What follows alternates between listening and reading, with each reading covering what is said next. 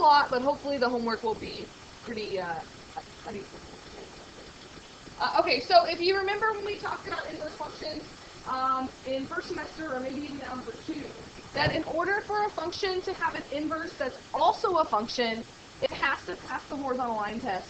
But do you agree that all of our trig functions would fail the horizontal line test because they're all repeating functions, right? They're all periodic functions. So this does not have an inverse, because if you split it, right, if you made it inverse, it would fail the vertical line test. So the only way that these trig functions can have an inverse is if we restrict the domain of them. And so all of our trig functions have a very restricted domain. So for sine, if we just look from negative pi halves to pi halves, so that would be like right here to right here, right? That part of the graph would be from here to here. So if I only look at that little snippet of a sine, there are certain things that have to be true for us to say we can just separate the domain there. One of them is we say that it's monotonic. That's like a word that I don't think you'll ever use outside of this class. But monotonic means that it's strictly increasing or strictly decreasing, and for us, that's strictly increasing. The other important thing that happens is that it has to cover the entire range, and if you notice from negative pi halves to pi halves, this gives me my lowest value, this one gives me my highest value, so all the values for sine are covered in that. And probably the one that we hopefully remember the most from first semester is it's a one-to-one function, which means it passes both the vertical and the horizontal line tests, right? That is a function, and if I did the inverse of it, it would also be a function. And so the reason that sometimes your calculator would give you inverse sine and give you a negative angle is because it's negative pi halves to pi halves is the restricted range for that. Okay, so we're going to talk about how do we write this, and what does this mean when we flip when we do the inverse, right? We flip the domain and range. You have to think about evaluating these a little bit differently. Okay, lots of notes, but that's what we're saying. So if we are on the restricted domain from negative pi halves to pi halves, then we can say that sine of x does have an inverse that's a function, and we write it two ways. The way that we probably are most familiar with is the button on our calculator, right? Inverse sine is how you say that. You don't say sine negative 1. You say sine negative 1 a lot. But it's really read as inverse sine. But it's also, arc sine means the same thing as inverse sine. And so you'll notice that your book uses these interchangeably. I use these interchangeably. They both mean the inverse of sine. And really this means the angle or arc whose sine is x. Alright, so one is knowing that both notations are acceptable. So kind of thinking about what we know. In our normal function, y equals sine of x, what kind of numbers do I pick for x?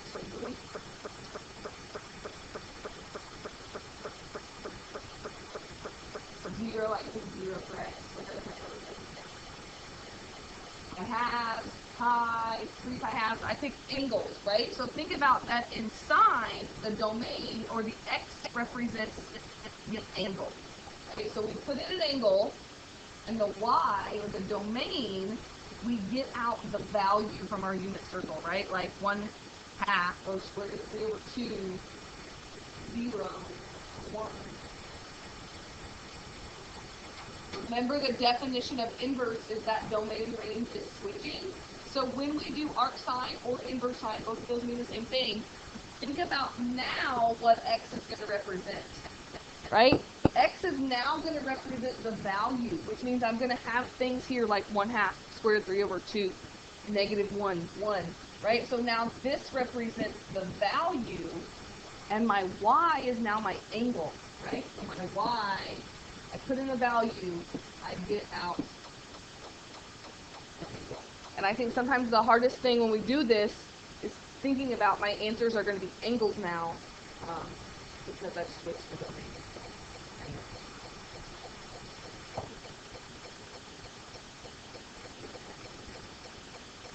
Okay, so let's kind of look at this, and then we'll talk about what the graph looks like. And spend a little extra time on arc sine, and then we can just say my idea, and simplify this. again, this is kind of the book definition here. Y equals arc sine of x if and only if sine of y equals x. Again, think about y is your angle here. X is your output. So thinking about kind of the switching the domain of the range. And the big thing that you have to memorize for our test is that you can only give me answers between negative pi halves and pi halves. Because we know there are lots of angles that have the same value. But in an inverse, there can only be one. Otherwise, it doesn't make a function. It have to perform a test. So the big thing when you're evaluating this is you have to give me the answer between negative pi halves and pi halves. Which means an answer of pi is never an okay answer. An answer of 7 pi 6 is never an okay answer because it's not in this range. Okay, so let's practice a couple and then we'll do some more in a little bit. But evaluate. This is what the majority of your homework is today, which means if you get the restricted range and if you're really good with your unit circle, or you have a unit circle set, you're going to be able to do this pretty quickly. But I'm going to write a little bit of work out on the circle. Arc sine of 0. What is that saying? That's saying like the sine of what equals 0, right? Your job is to tell me what angle has a sine of 0. What's the answer to that? What angle has a sine of 0?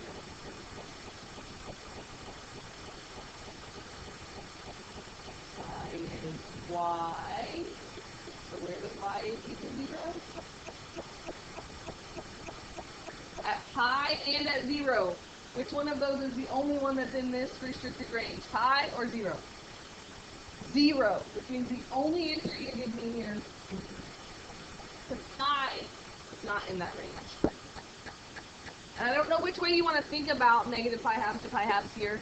For me, I always think about it in terms of the unit circle, right? So if this was my unit circle, pi halves is like the whole first quadrant, so I can do pi 6, pi 4ths, pi 3rds, pi halves, 0. But then I'm also going this direction, right? I'm going negative angles. Which means if I'm down here in quadrant 4, I'm going to be giving answers like negative pi 6, negative pi 3rds, negative pi 4ths. So that's the way you think of it in the unit circle. If you'd rather think of it like in terms of the graph, like what we just saw over there, right? It kind of looks like this, maybe. Anyway, this would be negative pi halves. This would be pi halves, right? So you get all those negative angles to the positive angles. So you got to remember that as you go this. Which kind of leads us to number 2 here. The inverse sine of negative square root of 2 over 2. That's saying what angle has a sine of negative square root of 2 over 2?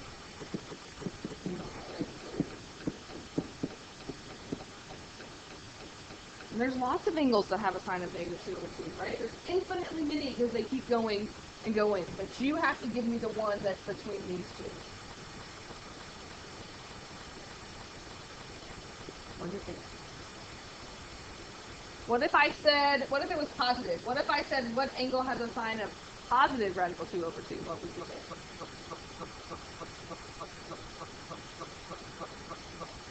45, or in radians, that's pi 4ths, right?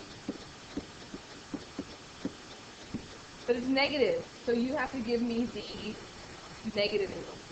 So this is where you have to really think. It's not 7 pi 4ths, right? 7 pi 4ths is the positive angle going around there, but our range is negative pi halves to pi halves.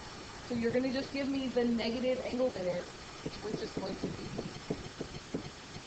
negative.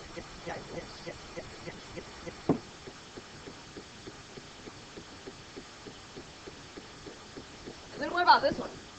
2.5 is not in my unit circle, but this says what angle would have a sine of 2.5? If you have a calculator on, you can type your calculator. Tell me that I'm going to always put this on the no calculator part if I want to do projecting calculator. I'm telling you what's the biggest sine I heard you get? 1, right? So if I ask you to tell me what angle has a sine of 2.5, there's no angle. No angle that exists as big as the sine I ever get is 1. Which means this is undefined. You can put 0 with a slash through it, however you want to write it. I like to write undefined. Okay.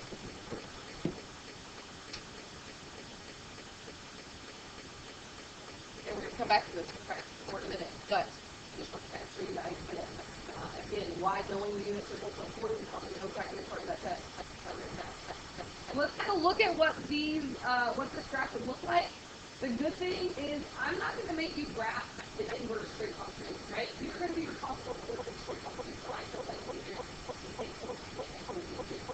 What you do need to know for these is you have to know the I'll have to show you the graph here. But as long as you know this, you can do that. But we're going to graph one together, right? We're going to graph arc sine. And we know that it's a very restricted domain of range. We know that the x values are restricted between -1 and 1, so you could label that -1 to 1, right? We've switched the domain of range here. And my y values, I know I'm restricted between negative pi halves and pi halves. So unlike regular sine, where you just keep going and going, how many periods you want to graph, for the inverse trig function, it's very restricted, which is why this is so fun to graph the inverse function for you. But if I pick some of these values, -1 and -1,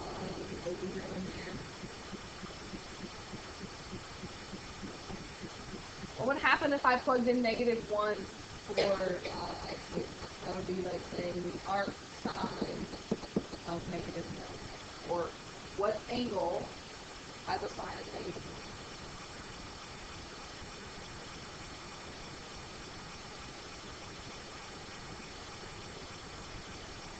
3 pi halves. But 3 pi halves is not in this, so what am I going to say? Instead of 3 pi halves, I'm going to say negative pi halves. Right? Because remember, those are at the same point. We just have to get it over 2. So when x is -1, the y value, or the angle, would be negative pi halves. We did 0 already on the previous page. What angle has a sine of 0? Well, it's anywhere on the x-axis. So between negative pi halves and pi halves, there's only one angle that's on the x-axis, which is 0. So that means this is right here. And 1, what would be the arc sine of 1? What angle has sine of 1? Pi halves. Right? We have a test coming up next week. No calculator. Half of the test again. There's no calculator that you have to know these values. Right? So the bad thing to do here would be just make a straight line here, because it looks like you could just make a straight line. If you think about those ones in the middle, so we could pick pi thirds, pi sixths, pi fourths, doesn't matter to me, or the value that we would get there. What if I picked 1/2?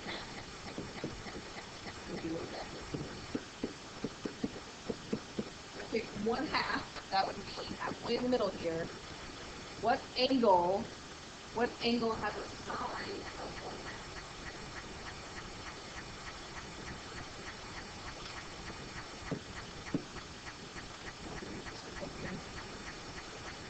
We have pi thirds, and we got pi sixths, right? So pi thirds is 1/2 square root of 3 over 2.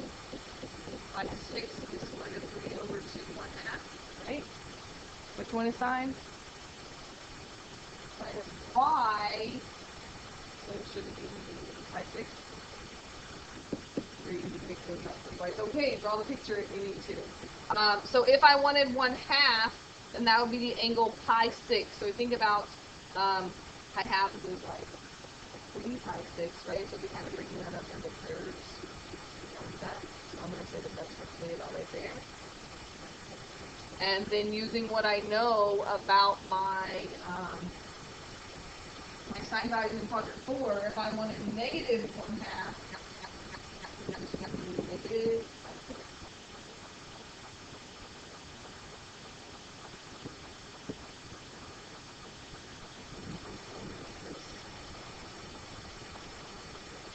No arrows.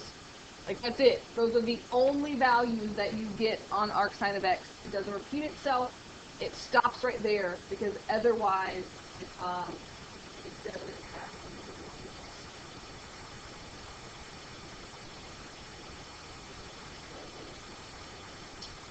It would not be a straight line because it's going to curve out the way that sine does. Okay, so again, you're not going to have to graph this on your test, but I wanted you to see the restrictions there to hopefully maybe make that kind of sink in, like those are the only values you can give me, and that the y values are the angles. So then for arc sine, or arc cosine and arc tangent, I put in the graph here, we can kind of talk about them as we go through, but the restrictions are what you really need to do. So I think I put some boxes here for you to write down. So for cosine of x, again, it repeats itself, so we have to restrict it. But notice that the range here on this is not negative pi half to pi half. The range here is 0 to pi. So you have to make sure that you know for our cosine, it's 0 to pi. And if you forget, a really easy way to think about it is you have to pick two quadrants that are next to each other where one is positive and one is negative. Otherwise, you can't get all the values. So cosine is positive in quadrant 1 and negative in quadrant 2, so that's why it's 0 to pi. But sine is positive in quadrant 1 and quadrant 2, so that's why it can't be 0 to pi. It can't be quadrant 1 and quadrant 3, but that would make it to be something else here. So that's why for sine, it's quadrant 1 and quadrant 4, which is negative pi. So that's kind of where that comes from. If you're kind of wondering why does it change, it's all about getting the negative values and the positive values. And again, for inverse cosine, you can write it two ways. We haven't really seen this way yet, arc cosine. This is the way that we're used to because of that button on our calculator. But again, they both mean the same thing.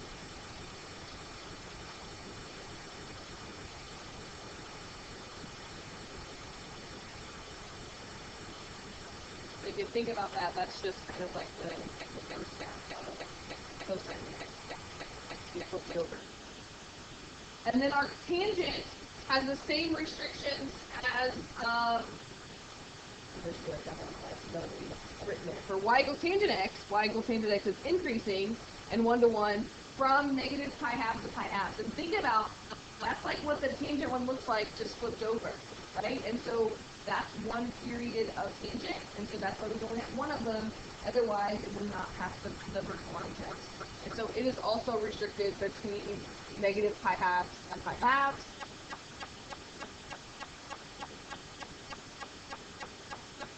And again, that's because tangent, well, why could it? I think it couldn't be first and second quadrant because it wouldn't be strictly increasing or decreasing. I think those are primary. And then again, we can write that as arctangent, or we can write it as inverse tangent. So we just kind of need to recognize those.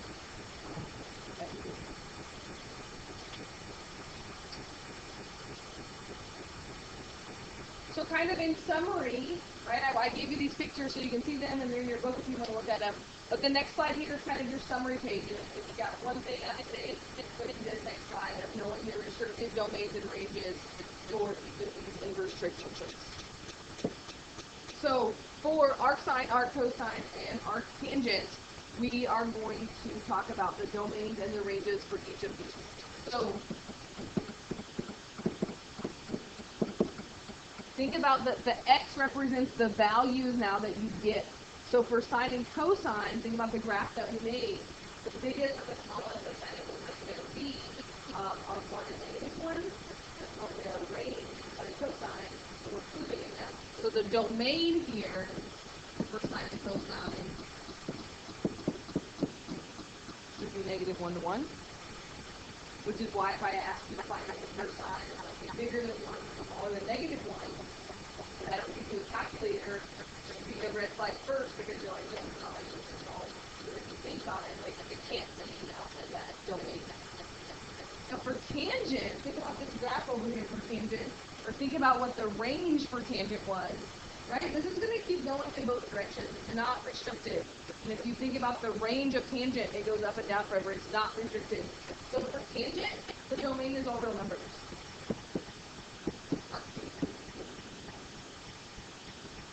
Right. Tomorrow we're going to talk about some properties of inverse functions, and that's going to come into play. Today it doesn't come into play that much. The ranges are what's really important today. And this is what we have a test. You have to know this. Without a calculator especially, you have to know this because you got to know what kind of angles to give you. And so I just always remember that sine and tangent are restricted the same way, so that's nice. I'm not learning three things, that they're both restricted between negative pi halves and pi halves.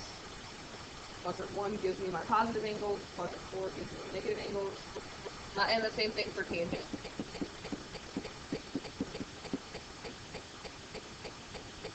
And then our cosine is the first and second quadrant, so our cosine is 0.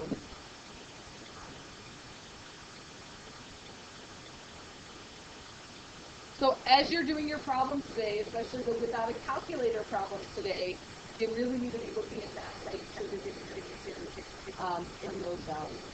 So a lot of your homework today is questions like we just did, and like these next 3 questions, where you're just going to practice doing this without a calculator, right?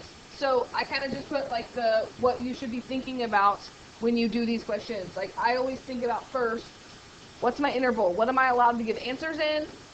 And then remember that you're thinking, what angle gives me that value? And if it helps you to rewrite it and write it as tangent of what equals square root of 3. Again, this would be a no calculator question on a quiz or a test. So negative pi halves to pi halves tells me I'm in quadrant 1 or quadrant 4. And since this is positive, I know I'm in quadrant 1. So tangent to me is the harder one of these because sine and cosine are x and y. Remember, arctan is just y over x. So that means in quadrant 1, I know it's either pi thirds or it's pi sixths, because I know that's my ones that have a square root of 3 in them. So then you just got to pick the right one. Okay. So this one's square root of 3 over 2 1/2. If I did tangent, if I did y over x, all right.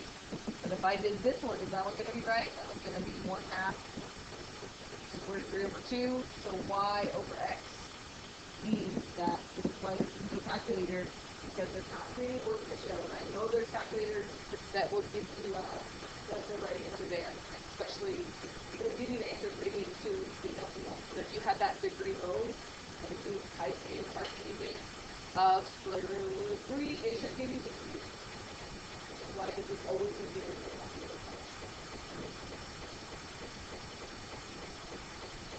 Questions about that? So try these 2 without me.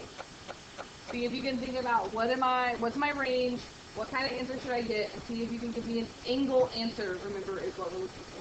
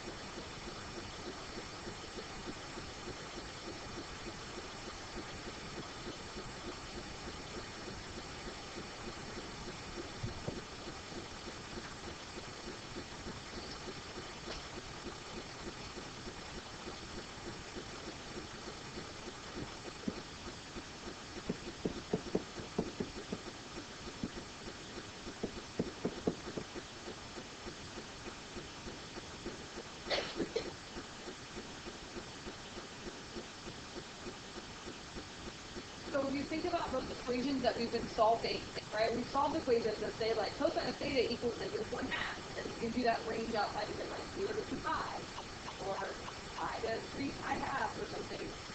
On inverse trig functions, they don't have to give you what range to give your answer in, because the range goes with the inverse. And so the biggest mistake that happens on this is people want to give me 2 answers, or they give me the wrong answer because they forget that our cosine can only give me answers between 0 and pi. So what'd you get? 4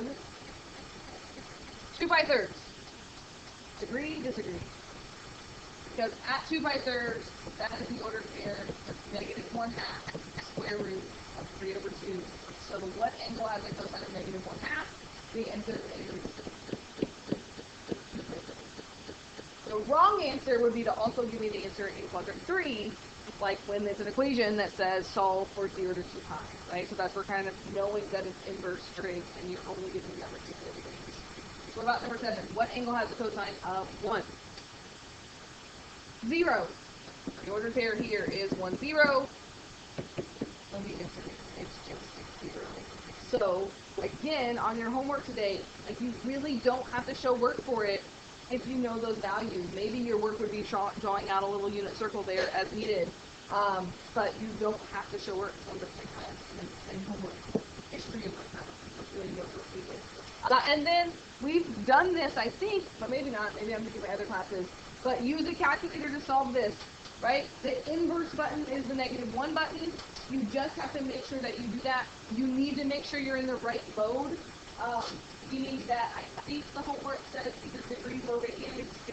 If it doesn't say radians, is like the go-to, right? So we like radians better for the most part in class. But I think the homework is actually looking at part of it says doing degrees and part says doing radians. But you'll notice that your calculator gives you the answer in the right, like your calculator knows the restricted domains and ranges. So if I'm in radian mode, and I just hit inverse cosine, which is the second cosine button, I get 2.3462 radians, and you can think about that, definitely less than pi. That's in quadrant 2 where cosine is negative.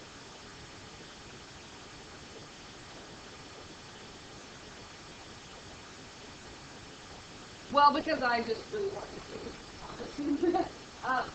If it doesn't say, right, on a test, then but I'm saying, like, go to the radian and I try it for some reason. But I'm pretty sure we'll check before we start. What I think is really cool, I wish I would have put a negative in front of this, because this one just gives you the positive angle. But if you hit a sign of the negative, right, think about that's going to be in quadrant 4, it gives you the negative angle. It doesn't give you the positive in quadrant 4, and that's what that is your calculator knows the range for inverse sine.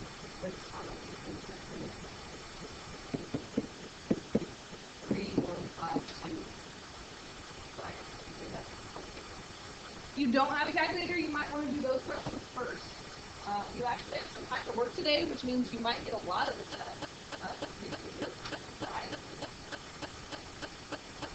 Tomorrow we're going to take this idea and apply it to a little bit more work problems.